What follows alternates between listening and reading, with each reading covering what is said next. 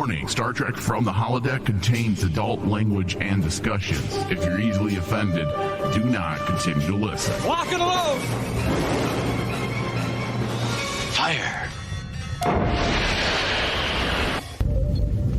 Holodeck 3 program is reinstated. Open sesame! Commander Klingon vessel. We are energizing transporter beam. Now. Warp 1, engage!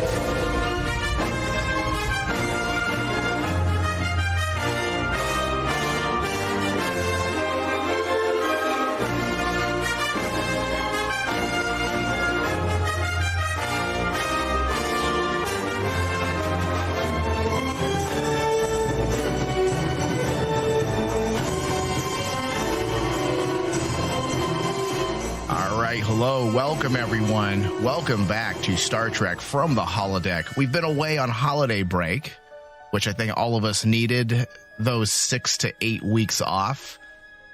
Unfortunately, many of us got sick during the winter break, so yeah, it wasn't that relaxing.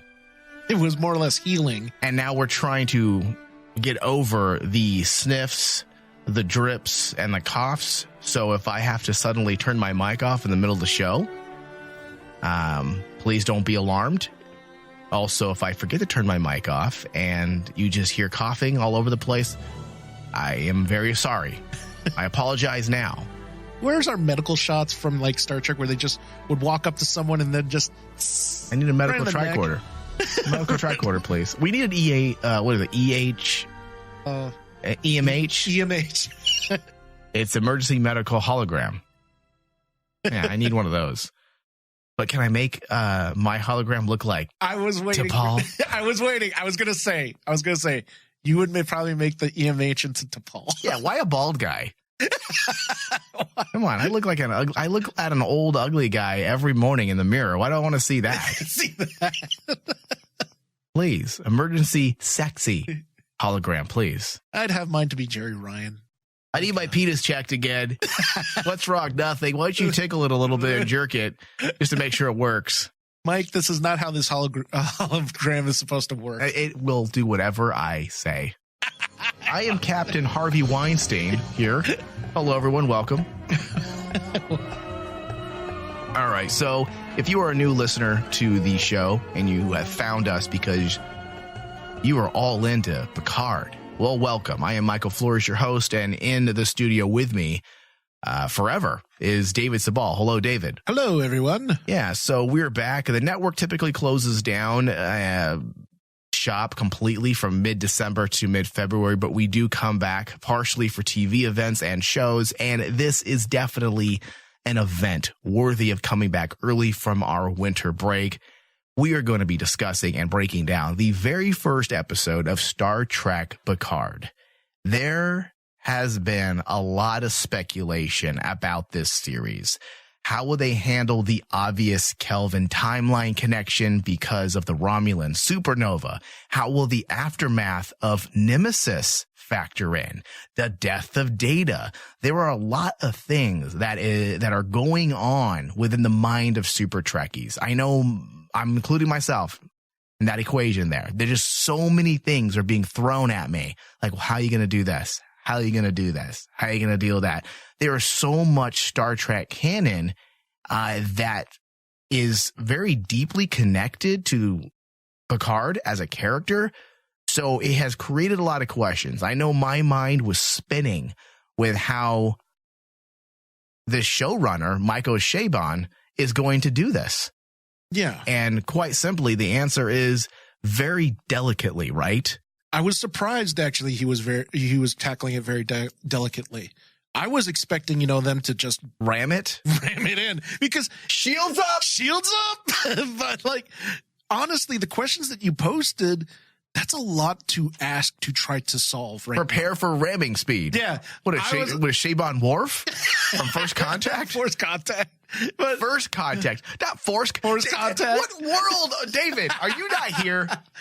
But like the questions that you pose, especially like connecting the supernova, which we all know connects the Kelvin timeline, and I'm like going, that's one of the biggest questions, and I dreaded what Chabon had to do to actually answer that.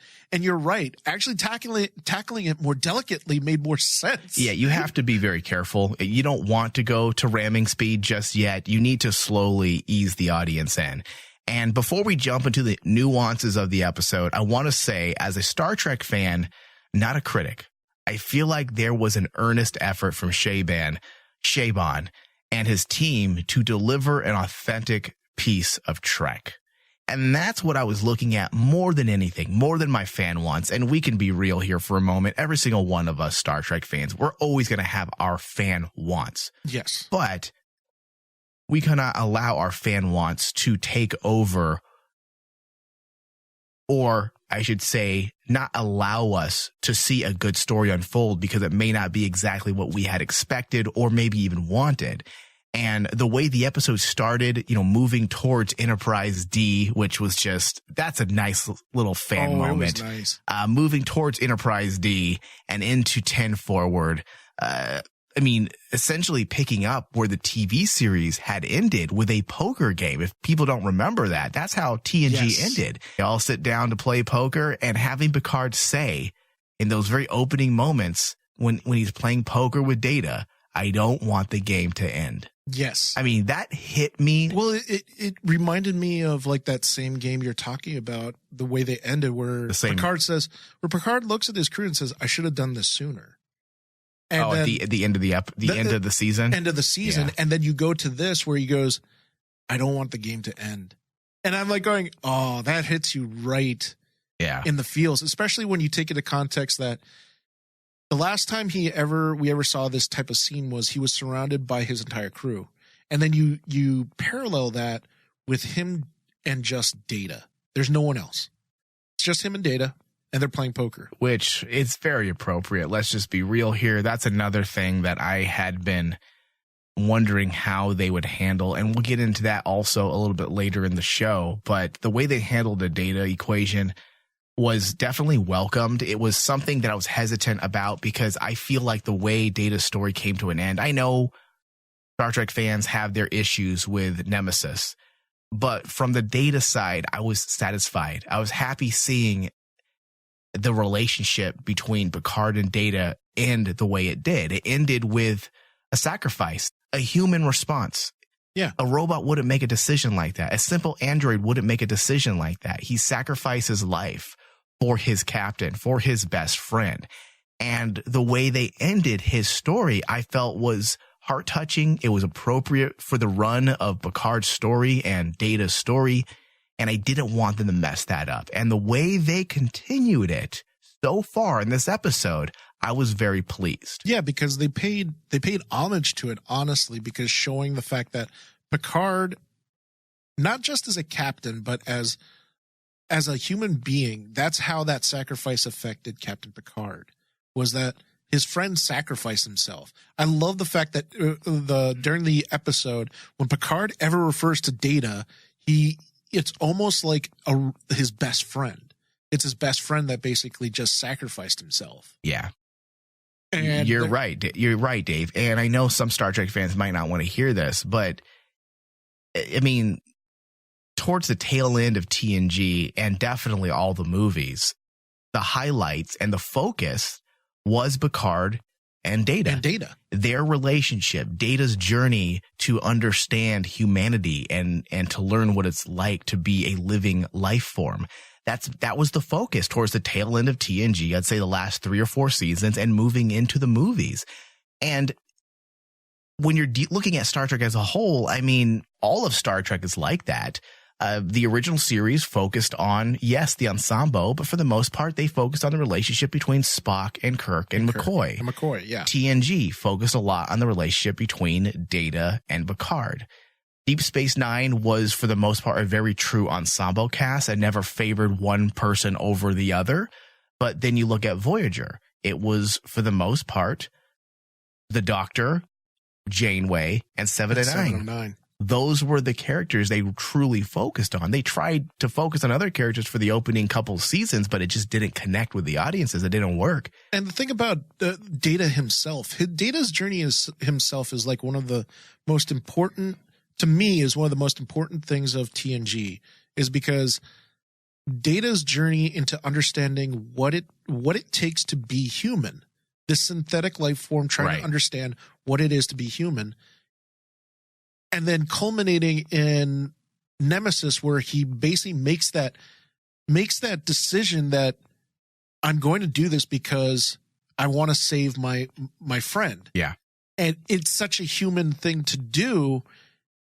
It's such a poetic way to have his story end. And now it's more or less focusing on what that sacrifice means to Picard. Yeah, I agree, Dave. And let's circle back just a moment because we're jumping way ahead. Getting back to the I don't want the game to end aspect. Yeah. I felt like that was such a great way to start the episode in those opening moments, because it was a really good way to just immediately get into the head of Picard. We know from the get-go that this is a guy that potentially regrets decisions he might have made or decisions forced upon him, as we have seen in this opening episode. Perhaps he's not living his life, the life that he wants to live or he thinks he should live. You know, he even says, I'm waiting to die. That was powerful. Yes. That was really powerful. Yeah. Well, I think a lot of us can connect to that. You know, in some level, we can connect with that. Not saying we're all living in our twilight years and we look behind at what we've been doing for the past 20 or 30 years. But I think when you reach a certain age, Dave, I'm 40 years old, and I look back and think, okay, I think we all get in ruts, you know, maybe 1 or 2 years. I don't allow myself to get in ruts more than a year, but I think most people, it's the human condition. We get comfortable and we get in a rut. Yes. And we sometimes start to look back. I'm like, what am I doing? I don't feel like I'm living. So those words were very, very powerful. And poetic very poetic. Very, very poetic for that character, because like, I understand a lot of people might feel that seeing Picard broken in this way doesn't fit the character, but it actually does when you actually put into the scale that since TNG, Picard has always been seen. I think the most perfect way of seeing it was the interview where they were explaining how he's highly decorated. He's a great strategist. He's a perfect diplomat. He's this. He's the perfect human being. I just loved we got that. And then all of a sudden we get to a point where he fails and in a big way. He has this climactic failure and it scars him. Because the whole time, Picard's always been the leader. Or at least he felt like he felt failed. like it. Yeah. And he felt like he failed. And that's what breaks him. Yeah. It's so poetic that it drives him to basically say, I think his exact words was, I've been trying to live here in solitude, but in actuality, I'm just waiting to die. Yeah. Jesus, that was like a powerful moment, but it was also like, this, all right, Picard, go out and get him. Yeah. It's time to go out and get him, because now Picard's ready to do what we all know he can do. Yeah. And the circumstances around these emotions, we're going to get into greater detail in a moment. But first, Dave, before we get too far ahead of ourselves, I want your initial reactions to this episode. How did it make you feel? Did it live up to your expectations? Those are the burning questions, Dave. My initial reaction after watching it for the first time, I was very surprised. I was not expecting this type of storytelling from the first episode, but I loved it. You didn't expect to hit you right in the feels immediately? Yeah, I didn't expect, I know, dude. I didn't expect like this really subtle, nice, nuanced storytelling where it's nicely, evenly paced. We're not going to rush things. We're not going to suddenly drop him and say, here he is we're going to solve the Kelvin Timeline thing. Bang. And then off we go. No, we're going to take this nice and easy. We're going to start with Picard suddenly dealing with some more introspective things. Yeah. And I really love that. I think that's why in the beginning of the show, I think that Chabon's the only one that could possibly do this and do it justice. Because he understands how these characters function. He obviously gets it, right? He gets it. He understands how these characters need to function. Yeah. And they're not. I'm really afraid of any other writer tackling Star Trek nowadays, because to me, sometimes writers think they know Star Trek and they use the stereotype of Star Trek. Oh, David, I love you right now. Come over here. And like they automatically say, well, Picard is this. He's a Frenchman. He's this. The stereotypical things that you would expect in that character. And then that's what makes that's what makes Picard. No, I agree. No. And that's Star Trek's always been about humanity. It's been about the human condition. The journey to find oneself. Yeah. And I know people may say, well, you know, this is the Picard we thought. I mean, he has failed. He's depressed. He doesn't believe in Starfleet. But guys, Starfleet is an idea. Yes. The Federation is an idea. Okay. Starfleet and the Federation does not make Star Trek. And when I say make Star Trek, I mean it in the romantic sense, the romanticized sense. What makes Star Trek is not Starfleet, is not Federation. It's the values of the individual. Yes. It's the exploration of life, the exploration of humanity, being human, the rights and wrongs, immoral and moral decisions. And I could go on for another 2 hours talking about the nuances of what Star Trek is about. It's not about Starfleet. It's not about the Federation. That's why I don't care when they paint the Federation or Starfleet in a bad light, because it's not about them. It's about the people that will fix it and will fix the wrong. And that's the thing, is kind of like, I think one of the most impactful. I mean, this whole episode I was on a William Shatner tangent. Why'd you mess me up? I was like, I need my pain. You need your pain. But like, one of the most important scenes is Picard telling the interviewer in the middle of the interview that Star Trek is not Starfleet is not Starfleet's not Starfleet anymore. Yeah, dude, that was my favorite part. I think of the entire fucking show, because me and my brother were already talking about it because my brother loved it, and my brother's a little bit of a bro. You know, he's not like us. He's not a film douche. He's a bro. He's like, is there hot bitches in it? You know, that's the kind of guy my older brother is. But he called me and he's all, dude, this show made me cry, man. I'm like, what? He's all, dude, it just brought back all the feelings when we were kids watching Star Trek, to see Picard and, you know, Data on screen together again. I'm like, yeah, absolutely. And we were talking about one thing him and I always talk about, just like what you and I do on the show. We always talk about the moments when Patrick Stewart gets to act, where he has his flare-ups, his blow-ups, where he's all, no! Yeah. And I will make them pay. He has those, he always has those moments, those Shakespearean moments. Yeah. And dude, the opening 20 minutes when he said, Starfleet is no longer Starfleet. And the news reporter said, what did you say? Starfleet! It's a Starfleet! I can't act like him. He said it so well. Oh, he said it so well. He yelled, Starfleet isn't Starfleet. And I'm like, and that's why, Patrick Stewart, you get the fucking paycheck you get. Yeah. And you know what's amazing? I would love to see the behind. And I was just like, welcome back, Picard. Yeah.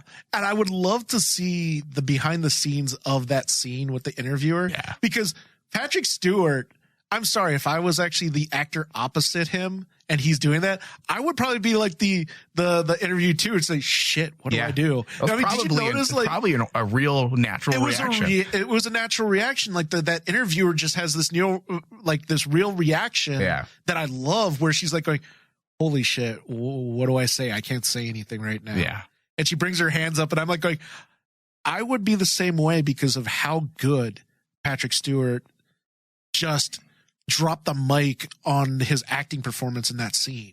Well, you bring up a great point, because Will Wheaton, he's hosting the Ready Room this year. He was talking specifically about Patrick Stewart's performances and how he remembers when he was on set of TNG that they were not intimidated by Patrick Stewart, but they were all like, there was a certain amount of intimidation. Yes, because he's so good. Yeah. And that when he really gets into the role, it makes everybody around him that much better, because they're all trapped in this, you know, this pool of talent that you feel his emotions and his passion, and it affects everybody around him, and it makes them all perform better as well. Mm-hmm.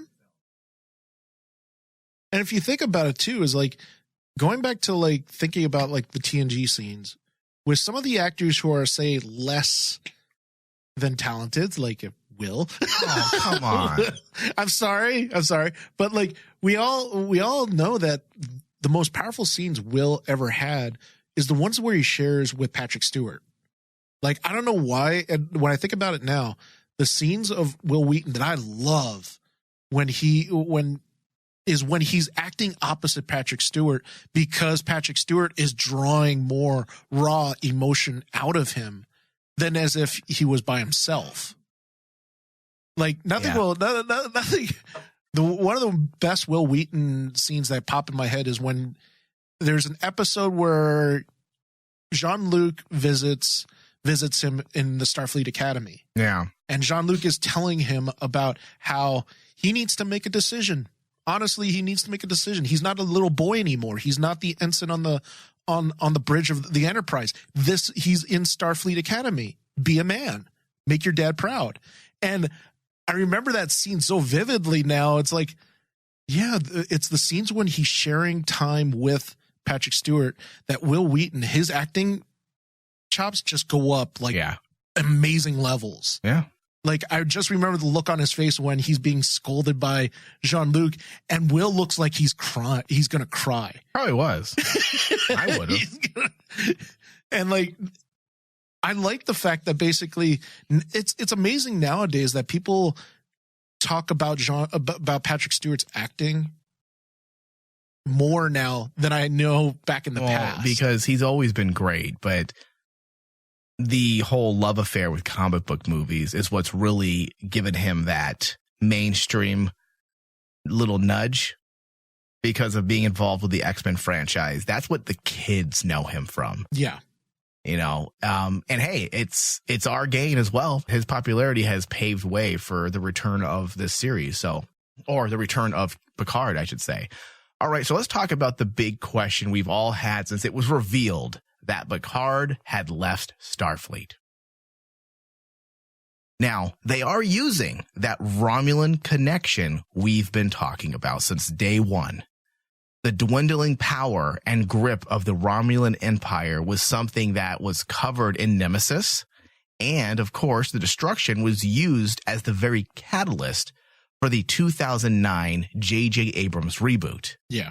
It seems like for now, which is smart, Chabon, Kurtzman, and Goldsman, the three producers and showrunner, have carefully brushed past Spock's involvement and the impending split timeline that follows. Yes. But they did it so subtly that it really didn't bother me.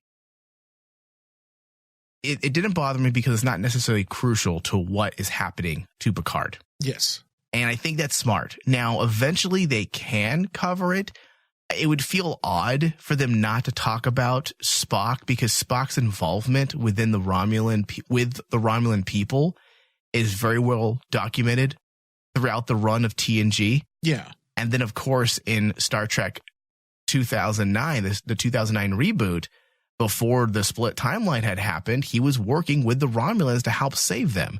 So I feel like at some point they do need to mention Spock and his disappearance. I think so too, but just not right now.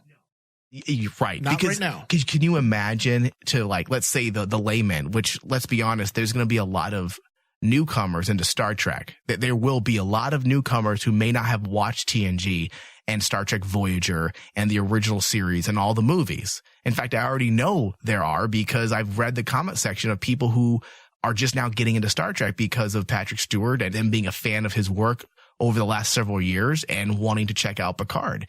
So if they were to throw in Spock out of nowhere, that's a lot. It's too much. It's too much. It's way too much to get into, but eventually I feel like they do need to mention it, even if it's just something like a throwaway comment so the rest of us nerds can be like, okay, there's the connection. Now, even though they have decided to steer away from Spock's involvement, they have decided to focus on the aftermath and the genocide that followed closely after. That's the focus for this show. That is, yeah. That's the narrative backbone of Picard's journey here, or Picard's beginning of this new journey. However, in retrospect, this could also lend credence to Nero Anger, the villain in 2009 Trek film. For all we know, he was aware of all this. This is part of the anger. Yeah. And it would make sense, especially yes, how his over anger, the top his anger was towards Spock, Picard, and Data. Right. Well, we don't know for sure was Picard and Data. If you read the comic book, yes. But Yes. What we know from a canon point of view, not books and comics, from a canon point of view, his anger was very much focused on Spock. So we'll see how they handle all that. So we know that Picard's plan to evacuate the Romulan people was not entirely successful. That's the setup there. A rogue of synthetic beings went rogue Yes. and attacked the shipyard on Mars where the Romulan people were being taken. The attack ignited the gaseous atmosphere of Mars and resulted in mass deaths. Yep. And I liked that because it kind of connected one of the elements of Data's story into the first episode of Picard, which was that kind of civil war that was going on with Data and Lore. If you remember Data and Lore, they had like these Borg. Lore found a way to actually take a group of Borg and kind of make them their own little group or little army. And it kind of, when they did that in this, I was like thinking, I wonder if they're trying to tie in that story element from TNG where it was that rogue synthetic war that was going on, with Hugh and Lore and Data, where Borg Hive members were suddenly getting more independent thought and will of their a will of their own away from the Hive. Yeah, it could be. Honestly, I mean, there's a lot of things that they could be doing with this. I got the sense that they were doing almost like a superhuman, genetically engineered superhuman type thing. Again, some type of, political statement on supremacy and stuff and xenophobia. I can imagine that's the route they're going. And we'll get into that. But we don't want to jump too far ahead because there's a lot to dissect. The part with the whole Romulans and the synthetics, I'm cool with it for a lot of reasons. If they do go the route of like the superhuman type thing or the supremacy type thing, it could be a great way to really dissect, again, what does it mean to be human? I was at first a little upset that they demonize synthetics because of what it does to Data's name, his story, his background, and look what they did to Before. Before was dismantled because of the ban. Yeah. So there's a lot of stories they can explore because of this. This aspect not only serves as Picard's backstory and the reason for his departure with Starfleet, but it would seem like the narrative thread, or at least the myth arc of season 1. Because as we find out, synthetics were banned. We will get into this in a moment. But more to the point, Starfleet abandons the Romulan evacuation plan, resulting in an even greater tragedy for the Romulan people. Yes. And Picard's disappointment with Starfleet's decision is what ultimately pushed him out. And it made sense too, because like Picard symbolizes the old Starfleet way of thinking that we all must help the galaxy. I mean, it ties into his storyline with Q. What makes humans so great? Well, what makes us great is because we go out there, we help everybody. Why does God need a starship? Why does God need a starship? But like, and then for Starfleet to suddenly do a 180 and say, oh no, screw the Romulans. We don't care about them right now. We just got attacked. Forget it. We're now isolationists. Yeah. It ties so well into what in Nemesis, what was it, Shinzon? What Shinzon was telling Picard is like your Starfleet empire is eroding, and it's now falling like the great empires, and they can't do what you always wanted them to do, which was go out there and save the day because they're a failing empire. And I thought that was so powerful, and in a way, I understand a lot of Star Trek fans saying, "Oh, they're making Star Trek look bad." No, they're not. You mean Starfleet or Starfleet? Yeah. They're making Starfleet look bad, and I'm like going, "No, they're not. They're not making them look bad. This is how progression is." I mean, do we all agree that basically the decision to ban synthetics and then leave the Romulan people to basically almost become extinct because their homeworld just got evaporated. Was that wrong? Yeah. But there's also a thought process that we just had an entire planet that was our sister planet, Mars, turn into a fireball. And there are justifications. There's justifications Not that basically saying- make it, quote unquote, understandable. Right. Not saying it's right, but yes, you're right. To make it palatable. It makes it understandable as a viewer. You can understand why Starfleet and the Federation made the decisions they made, because again, not just in Nemesis, but even the movie prior, Insurrection. They directly go into, I believe, the villain of that movie, Ruafo, the guy that was abusing his home planet for the natural healing abilities. And Starfleet was on board, or the Federation was on board with the idea of raping the natural resources of this planet. And Ruafo brings up the very fact that the Federation can barely even hang on because of the war with the Dominion and because of the recent Borg attacks. And this is a government that has been stretched thin. Yeah. So now you throw on top the Romulan disaster. How can they handle it? Yeah, and then you have the uprising of synthetics. Hey, it's time to withdraw and count our losses, lick our wounds, and let's figure out what we're going to do before our entire infrastructure as a society falls apart. So it does make sense. It doesn't mean it was a morally a right decision, but it's an understandable decision. It's an understandable decision. It makes the argument of Picard's more. We're all behind Picard, but I like the fact that they did what I call the Star Trek way. There's no right or wrong answer. There's just a decision that you have to make, and you got to live with those consequences. And also, I mean, when you think about it, I mean, wouldn't the Prime Directive also kind of go into effect with the Romulans? I mean, yes, they're not pre-warp, but are you not supposed to interfere with the natural way of a society?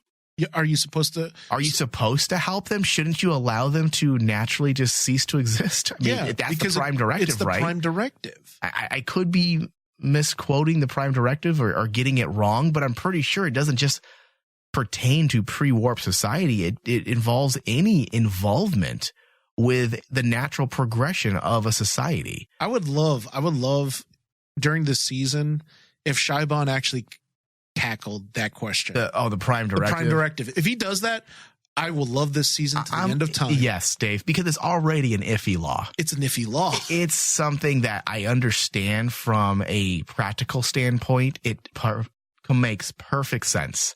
You don't want to contaminate another culture. Yeah. I mean, we have our own laws to this day in our societies.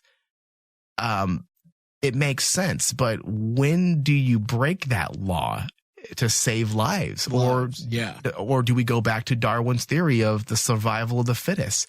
So you could sit here and debate the legitimacy or the moral and immoral applications of the Prime Directive all day long. That's why it's such a fucking great element to Star Trek. It is. It's one of the most, it's a cornerstone of what makes Star Trek Star Trek. And like, I honestly feel that if there's one character that can tie that question and actually tackle that question, it is Jean-Luc. Because we all want to be Jean-Luc, but then when the thing that I loved about this episode was we love to be Jean-Luc, but we're now seeing the decisions, the consequences of Jean-Luc's decisions, right? Of how he how he looks.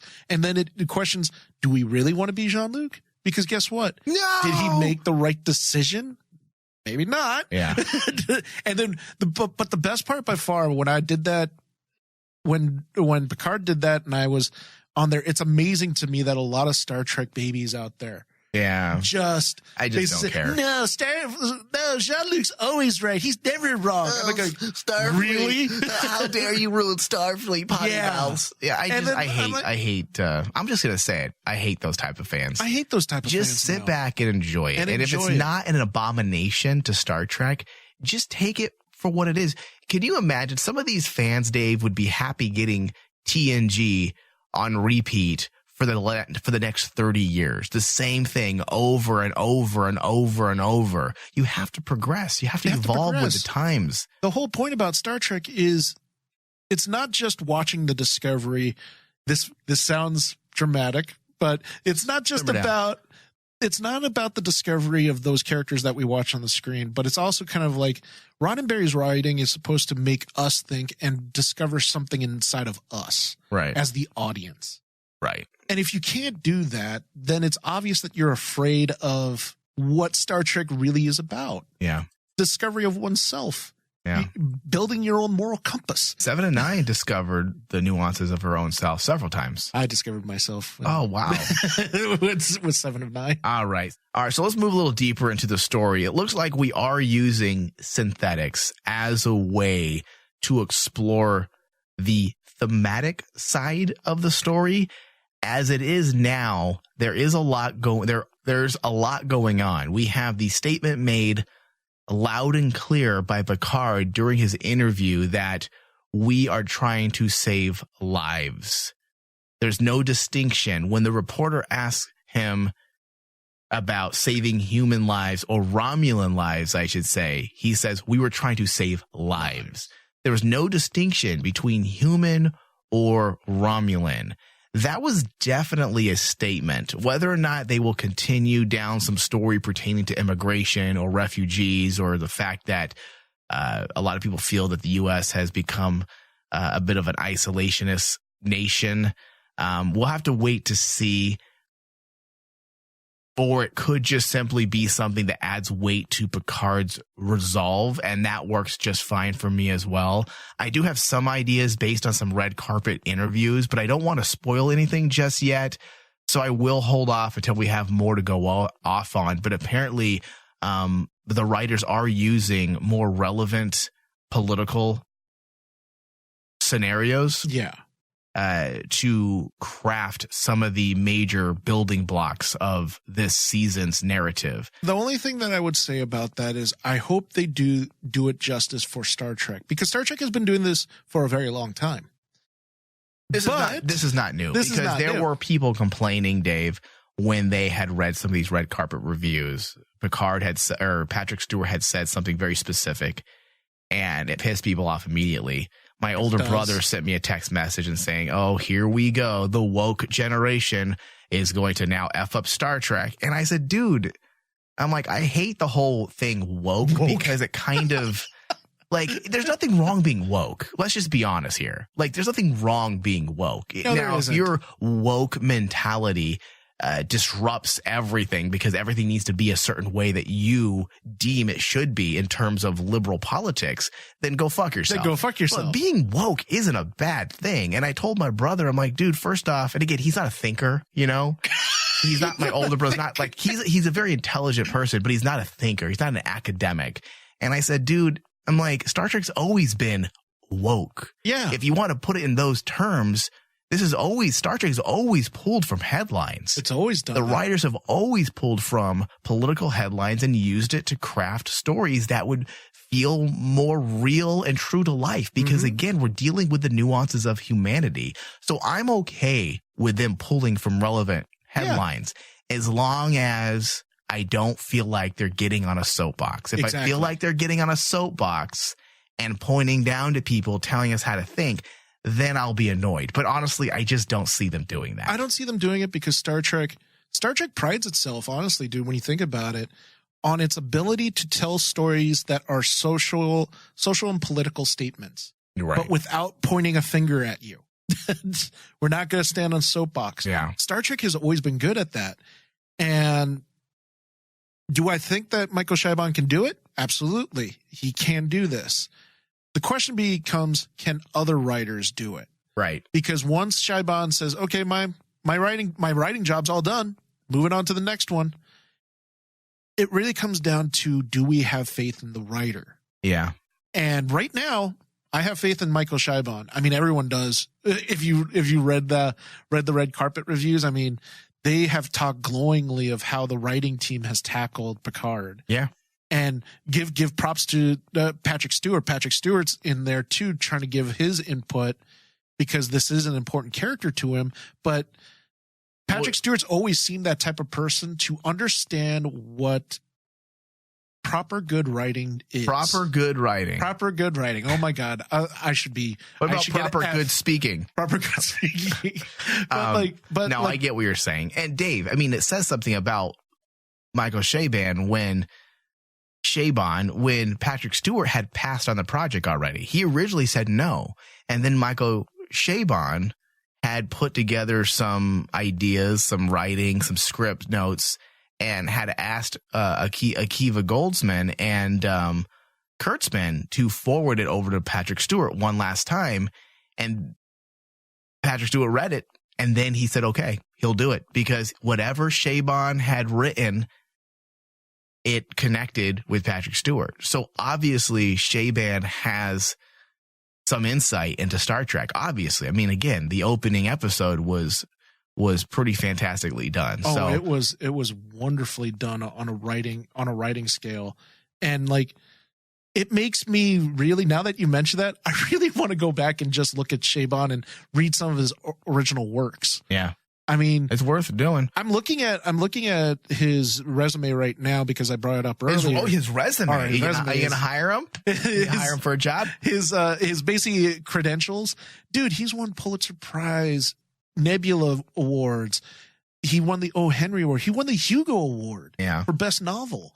And like, I almost want to smack myself for not reading more of his work. Yeah. Because obviously he has some pull as a writer to actually be able to look at someone like Patrick Stewart and say, hey, take a look at my stuff. Yeah. Just take a look at it. You judge it. And it'll make you want to come back. I'm going to throw something at you. If you don't like it, just throw it on back. Throw it on back. Yeah. And I'm like going, that's a lot of pull as a writer. As a wannabe writer, I would love to have that type of talent. You're a wannabe writer now? I'm a wannabe writer right now. Jesus, David. Because here's the thing. You are just hating yourself lately. I want that type of that power and that talent to be able to look at like a Patrick Stewart, a Ian McKellen, someone who's that talented, and say, here's my stuff. It's going to make you want to come back. Yeah. No, I get what you're saying. All right, so let's look at this a little bit from a different angle, or let's look at this a little bit differently. We're talking a little bit about the politics, but we can also be looking at a further dissection of what it means to be human or alive. The fact that they chose the synthetic aspect, being sentient. This has always been a big part of Data's story. What does it mean to be human? 7 of 9, who's also involved with this show, was also on a similar path of exploration and understanding her own individualism or identity as a human or as a being. And when we take what we know of this young girl that was introduced into the episode, I believe you pronounce her name Daj, and then the twin Soji. Daj and Soji, yep. Being synthetics that apparently have been created based off Data's positronic brain. I believe that's how they had worded it. Now, whether Data had some direct involvement with their creation remains to be seen. I think a lot of people are assuming that Data was actually the one who had started working on these twins before he had died in Nemesis. But whatever they're doing, which it'll be revealed, they are referring to them as Data's daughters, the two of them, the twins. And I really like this part a lot. When Picard mentioned that Data had always wanted a daughter. Yes. I love that they're using Picard and Data's bond as the emotional catalyst for this show's narrative. Their relationship rivaled. It really did. It rivaled Kirk and Spock. I mean, a lot of people think Star Trek relationships, they go to Kirk and Spock, but then there is Picard and Data, which is just as strong. And then this idea that Data really wanted a daughter, this is actually true. in one of the most moving episodes of Star Trek The Next Generation. I believe it was season 3, The Offspring. Yes. The very first episode, directed by Jonathan Frakes, by the way. Yep. Data created his own android. It was something he could do only based on his own template, which, if that's why he created Daj and Soji, they literally could bring Data back to life because they share his exact template from an artificially intelligent consciousness. I hope they don't bring Data back. I'm just saying, he's dead. You can continue his legacy like they're doing, but, Bruce Spiner's aged a lot. He has. And I think the de-aging, and I don't want to get off track here, but the de-aging did look pretty damn fucking great in the episode, but there are limits to it. So there's limits. We want to be careful. And honestly, there has to become a point when we can, just as fans, be able to let go of Data. This is Data's legacy. Bringing him back would ruin his legacy. Yeah, right. And because it goes back to what we were talking about, how his journey was to figure out what it means to be human. And he did. At his the very end. His story came to an end. It was the most poetic thing to do, is like self-sacrifice. And this is the most respectful thing you can do to Data's journey, is don't continue it any further in terms of bringing him back to life, but giving him that opportunity that he had desperately wanted in that episode of TNG. Yeah. Give him the opportunity to actually leave behind a legacy, to leave behind offspring. It was an emotional episode. I believe he named his daughter Lul. Yeah. I believe Lul. it was Lul. Was it Lul? Lul. Yep. Yeah. Well, actually, he let her choose her own. Data's so woke. He let her choose her own gender, species, and appearance. And she ultimately chose to appear as a human female in her 20s. So this being, first off, this is a fucking deep cut, Dave. I mean, going way back to TNG season 3. But it's actually one of my favorite episodes. I believe it's called The Offspring.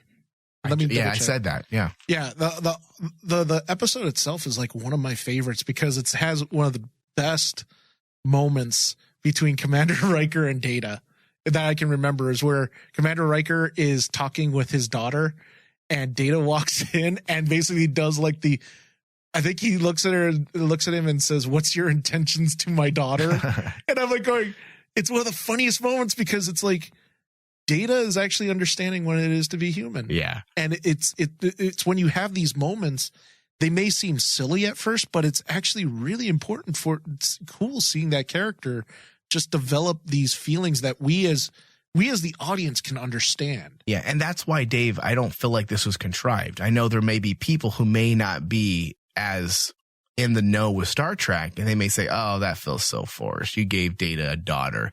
But it's so, you gave him a daughter a long time ago. Deeply connected to Data as a character, and to go back to something that he had wanted, I feel like it's very appropriate. And this is how you continue the story of a character without bringing them back. Oh yeah, and diminishing their their story. And I'll be honest, dude, this is the one episode that had me crying when I've viewed it a couple times, and it still does.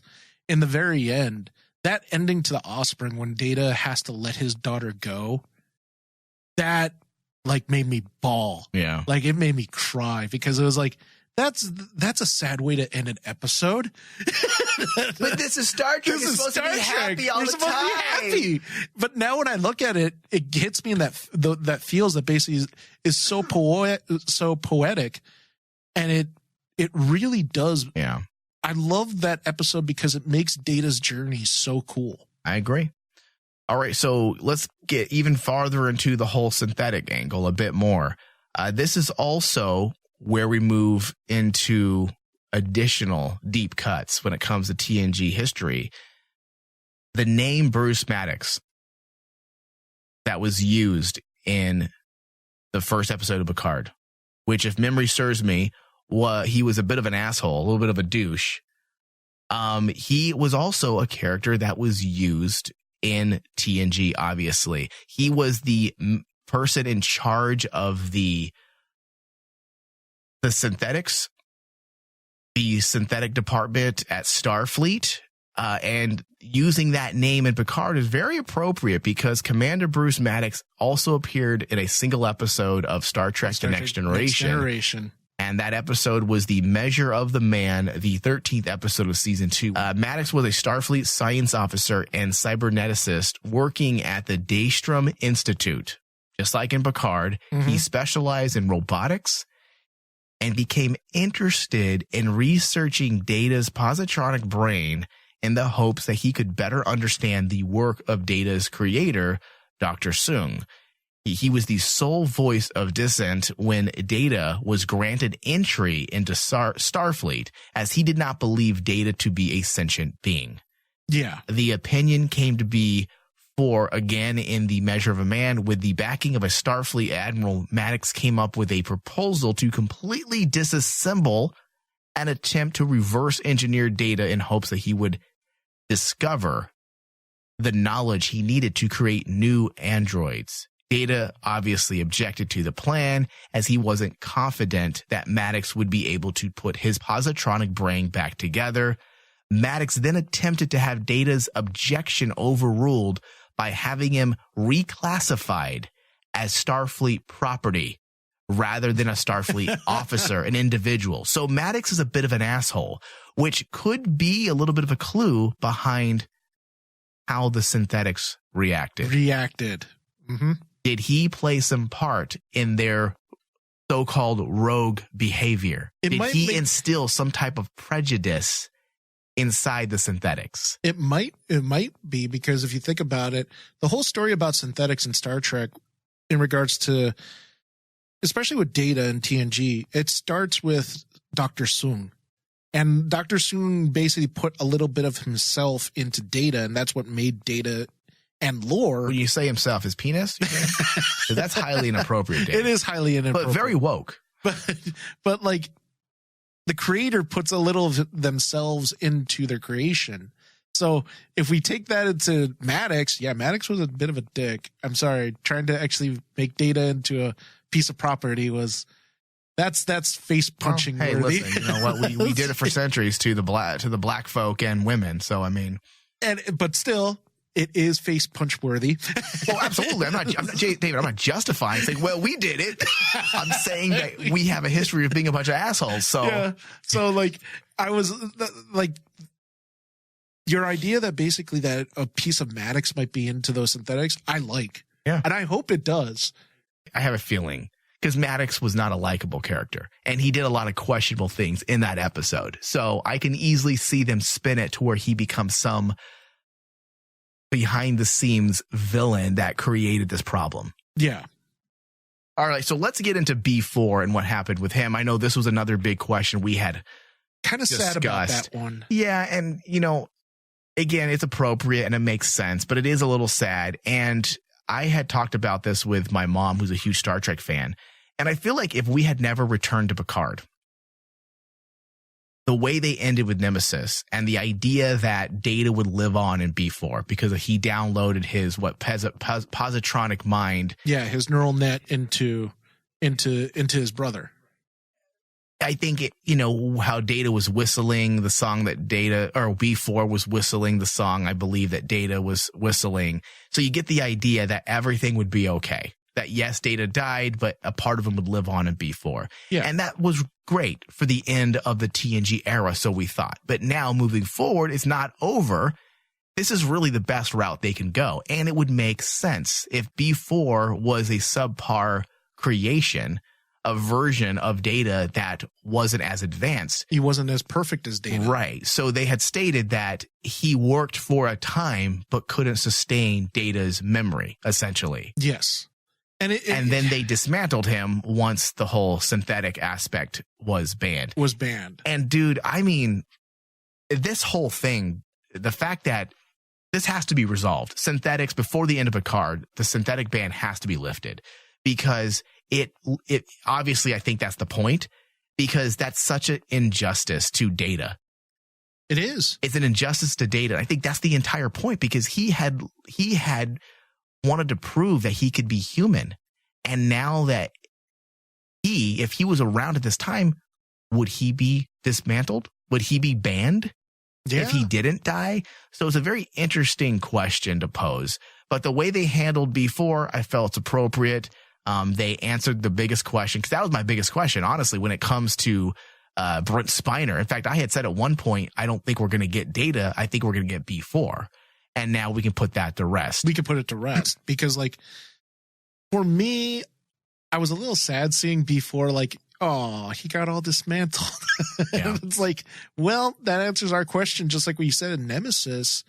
And I do agree with you. The way they explained why B4 can't function, and the positronic matrix of Data was too much for his processors to manage, and basically he couldn't handle it. Right. And okay. I'm like, okay, that makes sense. Yeah, so we're on board, same page. I'm on the same page with you. I just thought it was kind of sad that basically that's B4's fate. Because if you watch Nemesis, I kind of rooted for B4 to survive this. Yeah, well, perhaps they will find a way to give him a better ending. Yeah, because by maybe by the end of season 1 or whatever may happen with this synthetic band, maybe they will put them back together once everything gets resolved. I think that would be appropriate. I think a lot of people put a lot of emphasis on lore and Data as Star Trek fans. Oh, those are the only two brothers. But then when they introduced B4, it was kind of cool because while the relationship between Data and lore was very opposing, it's they're two opposing forces. Yeah. With B4, it's more or less kind of like an older brother looking at a younger brother. That's how I viewed it in Nemesis, because B4 was I thought it was more like a smart brother looking at a dull brother. Well, I didn't want to go that route. Hey, David, I'm woke. I didn't say retarded. I said dull. I didn't want to go that route, but it does have that kind of like element. It had more of a positive brother relationship rather than the one that Data had with lore. Right. And I was really hoping that basically they would continue that, and lore would not become Data, but kind of actually lore died a long time ago. Or not lore, but B4. Oh, okay. But I was hoping that B4 would kind of grow up not into Data, but basically kind of like the younger brother becoming proud of his older brother. We'll see what happens. Like I said, I mean, they addressed it for a reason. Yes. Obviously it's a question we all have, but also we could, in fact, go back to that eventually. We will see. Then we had those waning moments. This is the last bit here before we close out today's discussion. Data's other daughter was on board what was called a Romulan Reclamation Center. Yep. But as we pan out at the end, we find out that it was, in fact, a Borg cube, right? That was cool. Okay, that was so cool. Do you have any thoughts on this? Any theories? Oh, dude. I have so many ideas. What's just going give me on. one. Give me one theory. I honestly feel that the Borg are going to be the big enemy, but they've advanced. I think Hugh is actually the villain. Oh, Jesus. I really think Hugh's I forget I asked you. I have this gut feeling that I'm like going, it's a Borg cube, and they all basically just brought in people. Okay, you got to remember how Voyager ended. Dude, I know. They pretty much destroyed the Borg. They did, but they didn't destroy Hugh. No, because they were disconnected. They were their own individuals. So we'll see what happens, Dave. I don't really have too many theories because it can really go any direction, but I have an idea. I have a feeling that the Borg cube is in fact Hugh's. Or maybe even 7 and 9, but they're not bad. I think they're doing their part to help with the Romulan people. I think they're humanitarians, if you will. You think? Yeah, I think it's a little more simple than that. Okay. All right. If it's the simple route. Yeah. Yes. Then I can picture that. I don't think the Hugh and 7 and 9 angle is going to be simple, but I think the Borg Q is a little more simple than we all are thinking. But like dude, it was designed to be like, oh shit. Which is a great way to end the episode. Oh yeah, because I was like trying to figure out, okay, where are they?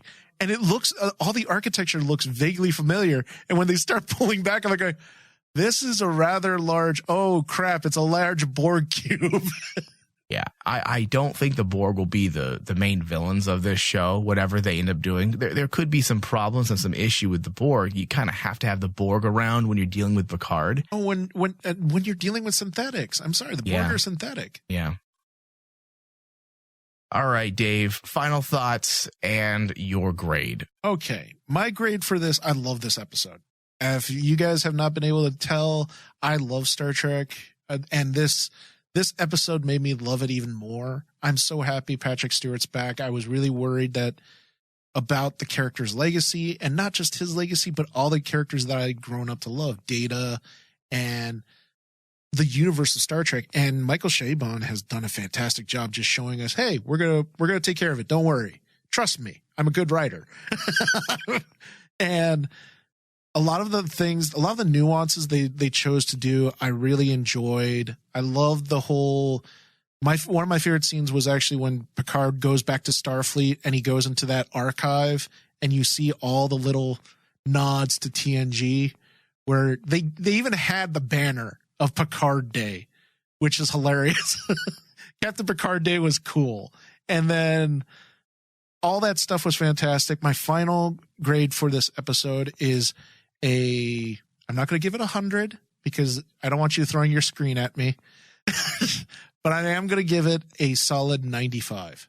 I really liked this episode, dude. This episode was fantastic. It made me want to actually see where they're going with it. And it made me ask the right questions that made me happy. It didn't make me ask questions that made me angry, like, say, other things me and you have covered. When I ask certain questions that make me angry, it tells me that basically there's too many plot holes. If I'm asking questions because I want to see where they're going, that shows that the writer knows what he's doing. He's pacing his story out properly to make us as the audience question, where is his narrative going? And I want to see more. So that's I'm going to give it a 95. 95. Look at you. I'm not going to give it 100. Very strong start. There's a lot of possibilities with this show. I'm not quite sure what direction they're going to go quite yet. In terms of ideology, we know Star Trek always explores some form of that in terms of politics. I definitely think at its core, Picard is going to be about societal trauma and what happens in the wake of tragedy and how we deal with that. It's very suiting for a character like Picard, who has been in the mix of tragedy since he was assimilated by the Borg. It weighed heavy on him. It created a type of PTSD that never escaped, that he was never able to escape. It became a very core element of who he is as a character. It even alienated him at times from Starfleet. They didn't trust him. Yeah. So this angle in the story, how he is the person that wanted to save the Romulans, and he was leading the charge to evacuate before the supernova or post supernova. And then he's the friend of Data, a synthetic most people are or have grown to hate. I mean, there's a lot of beautiful angles in terms of story and politics they can go into. So I'm really looking forward to seeing how Michael Chabon manages to craft a story. I do have some issues with some of the writing. Nothing bad, nothing that breaks it. I feel like a lot happened, but also nothing happened. It's very strange feeling. It's now been 3 days since I've watched the episode. So I guess the best way to summarize that is perhaps maybe some pacing issues, perhaps. But that doesn't take away from the greatness of the episode and the amazing start that we had. I'm going to give this an 81%. Okay, I can live with that. That's actually a decent one. I mean, like, do you think like the pacing was just a little too slow for your liking? No, well, it's definitely not slow. I think it was appropriately slow, because maybe it was slow, but it was appropriately slow. We needed to get started. There's some suspension of disbelief issues I had with Picard suddenly acknowledging that Data had a daughter and then not really second guessing it. Mm-hmm. And perhaps that has to do with the connection. The young lady, Data's daughter, had said, "I know you know me too." Yeah. So there has to be some connection there, just besides just the picture. Just the picture. And if that's the case, if he does in fact know her at his core because of some connection by way of him being formerly a Borg and she's a synthetic, and there's more to her than simply being Data's offspring, then I would retrospectively go back and say, okay, this goes up significantly in terms of my grading system. But yeah, good episode, and I'm really looking forward to seeing what's next. I want to thank everybody for listening to our discussion. Star Trek From the Holodeck can be found on pretty much any podcast platform. Just search Star Trek From the Holodeck. Be sure to leave us reviews, give us thumbs up, find us on Twitter at From the Holodeck, Facebook.com/Star Trek From the Holodeck. We love you guys. Also, we do Patreon discussions. That's what keeps us alive here, because we don't make a whole lot of money on our broadcast discussions, some here and there through ad revenue, but mostly through Patreon. So if you want more Star Trek discussions each and every single month, we do a whole lot more on Patreon, including some pre-shows to our Picard discussions. So head over to patreon.com/Rayman Digital and pledge $5 or more a month and gain access to all of that. Thank you, David. Thank you. Live long and prosper. I couldn't help but notice your pain. My pain, it runs deep. Share it with me. End simulation.